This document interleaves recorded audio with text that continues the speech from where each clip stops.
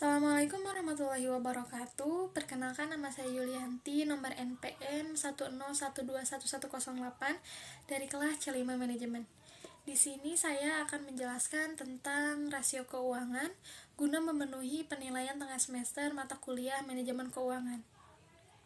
Rasio keuangan merupakan suatu alat analisis yang digunakan oleh perusahaan untuk menilai kinerja keuangan pada perusahaan tersebut. Nah, rasio keuangan itu terbagi menjadi 5 kategori. Yang pertama ada rasio likuiditas, kedua rasio manajemen aset, ketiga rasio manajemen utang, lalu keempat ada rasio profitabilitas, dan kelima ada rasio nilai pasar.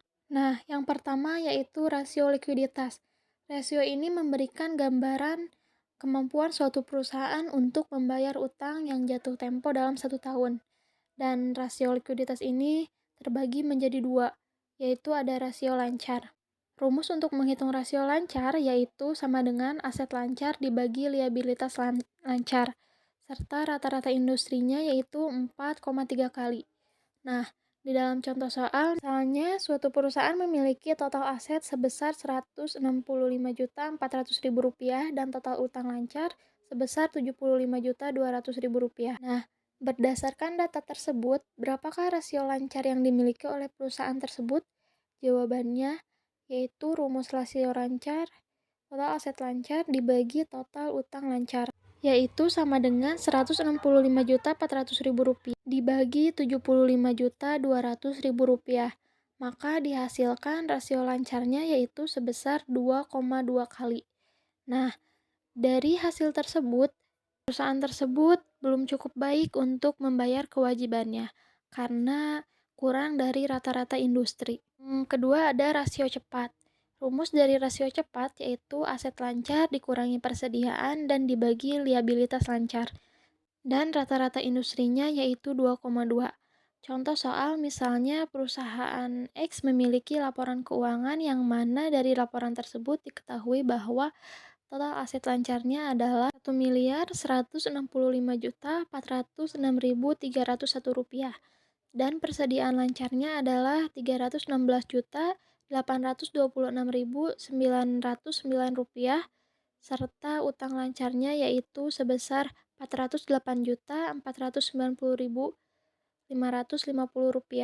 Nah, berapakah rasio cepat dari perusahaan tersebut? Maka dapat dihitung total aset Rp1.406.401 dikurangi persediaan yaitu sebesar Rp316.826.909. Hasilkan sebesar Rp848.579.392. Lalu dibagi total utang lancarnya yaitu sebesar Rp408.490.550. Maka dihasilkan rasio cepatnya yaitu 2,7 kali. Dari hasil tersebut, dapat disimpulkan bahwa perusahaan X tersebut memiliki kemampuan yang baik dalam melunasi kewajibannya karena melebihi dari rata-rata industri yaitu 2,2 kali. Yang kedua ada rasio manajemen aset. Rasio ini memberikan gambaran terkait yaitu seberapa efisien perusahaan dalam menggunakan asetnya. Dan rasio manajemen aset itu terbagi ke dalam beberapa kategori. Yang pertama ada rasio perputaran persediaan, di mana rumus tersebut yaitu penjualan dibagi persediaan. Dan rata-rata industri yang dihasilkan yaitu 10,8 kali. Sebagai contoh soal, misalnya CV Imam memiliki persediaan barang dagang pada 1 Mei 2020 sebesar 90 juta. Dan di akhir tahun persediaan barang dagangan itu tinggal 30 juta, sementara harga pokok penjualannya mencapai sebesar 260 juta. Maka dihasilkan rasio perputaran persediaannya yaitu harga pokok penjualan dibagi rata-rata persediaan. Harga pokok penjualannya adalah 260 juta dibagi rata-rata persediaan akhirnya itu 90 juta ditambah 30 juta lalu dibagi 2. Maka dihasilkan 260 juta dibagi 60 juta. Dan hasilnya adalah 4,3 kali. Dari hasil tersebut, dapat disimpulkan bahwa perusahaan tersebut belum cukup baik dalam mengelola asetnya, karena rata-rata industri pada rasio perputaran persediaan yaitu mencapai 10,9 kali. Yang kedua ada jumlah hari belum tertagih. Jumlah hari penjualan belum tertagih, rumusnya yaitu piutang dibagi rata-rata penjualan per hari. Dan rata-rata industrinya adalah 36 hari. Sebagai contoh yaitu PT Cahya Insani membukukan laporan keuangan atas penjualannya untuk periode 2021 sebesar 5 miliar. Dan penjualan tunai yang dicatat ialah sebesar 4 miliar serta penjualan kreditnya sebesar 1 miliar. Dalam penjualan tersebut tercatat pula angka saldo piutang sebesar 400 juta. Maka perhitungan DSO-nya yaitu piutang dibagi total penjualan kredit dikali 1 tahun ada 365 hari. Maka 400 juta dibagi 1 miliar rupiah dikali 365 hari menghasilkan 146 hari. Dari hasil tersebut, maka perusahaan tersebut belum cukup baik dalam mengelola piutang karena mereka membutuhkan waktu lebih lama yaitu sekitar 146 hari, sedangkan rata-rata pada industri perusahaan setaranya yaitu sekitar 36 hari. Yang ketiga ada rasio perputaran aset tetap, di mana rumusnya yaitu penjualan dibagi aset tetap neto, dan rata-rata industrinya yaitu 2,8 kali.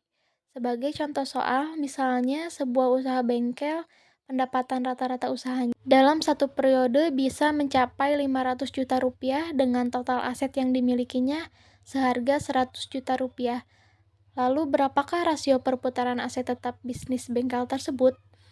Maka jawabannya yaitu 500 juta dibagi 100 juta menghasilkan angka 5 kali.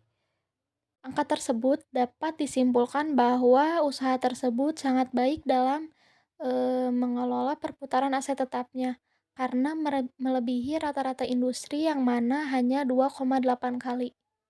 Lalu yang keempat ada rasio perputaran aset total, di mana rumusnya yaitu penjualan dibagi total aset. Maka menghasilkan rata-rata industrinya yaitu 1,8 kali. Ketiga ada rasio manajemen utang. Rasio ini memberikan gambaran terkait para perusahaan mendanai asetnya serta kemampuan perusahaan untuk membayar kembali utang jangka panjang.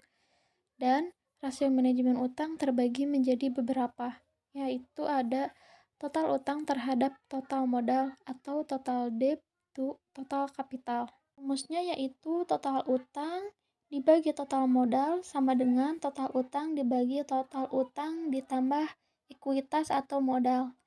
Rata-rata industrinya yaitu 38,4%. Lalu yang kedua ada rasio time interest earned, yang mana rumusnya yaitu laba sebelum bunga dan pajak atau EBIT dibagi biaya bunga menghasilkan rata-rata industrinya yaitu 6,0 kali. Selanjutnya ada pengembalian atas ekuitas saham biasa atau biasa disebut dengan Return on Common Equity atau ROE. Rumusnya yaitu laba neto dibagi ekuitas saham biasa dan rata-rata industrinya yaitu 10%. Yang keempat ada pengembalian atas modal yang diinvestasikan atau ROIC, di mana rumusnya yaitu EBIT atau laba sebelum pajak dibagi modal yang diinvestasikan total dan rata-rata industrinya yaitu 10,8%. Yang terakhir ada rasio kemampuan dasar menghasilkan laba. Nah, rumusnya yaitu EBIT dibagi total aset serta rata-rata industrinya yaitu 10%. Yang keempat ada rasio profitabilitas. Rasio ini memberikan gambaran terkait cara perusahaan menggunakan dan memanfaatkan asetnya secara menguntungkan. Rasio profitabilitas terbagi menjadi beberapa, yaitu yang pertama ada margin operasi, di mana rumusnya yaitu laba sebelum bunga dan pajak atau EBIT dibagi penjualan, serta rata-rata industrinya yaitu 10%. Yang kedua ada margin laba, di mana rumusnya yaitu laba neto dibagi penjualan, serta rata-rata industrinya yaitu 5%. Lalu ada pengembalian atas total aset atau ROA. Pengembalian atas total aset ini rumusnya yaitu laba neto dibagi total aset dan rata-rata industrinya yaitu 9%. Terakhir ada rasio nilai pasar. Rasio ini memberikan gambaran terkait opini investor tentang perusahaan dan prospek perusahaan di masa mendatang. Dan berikut adalah rasio-rasio yang termasuk ke dalam rasio pasar, yaitu ada rasio harga terhadap laba per saham, di mana rumusnya yaitu harga per saham dibagi laba per saham. Rata-rata industri pada rasio ini yaitu sekitar 11,3%. Yang kedua ada rasio nilai saham atau nilai buku, di mana rumusnya yaitu ekuitas saham biasa dibagi saham beredar, di mana rata-rata industri pada rasio nilai saham ini yaitu 1,7%. Demikian penjelasan tentang analisis rasio keuangan yang dapat saya sampaikan. Mohon maaf apabila ada kesalahan. Wabillahi taufiq wal hidayah. Wassalamualaikum warahmatullahi wabarakatuh.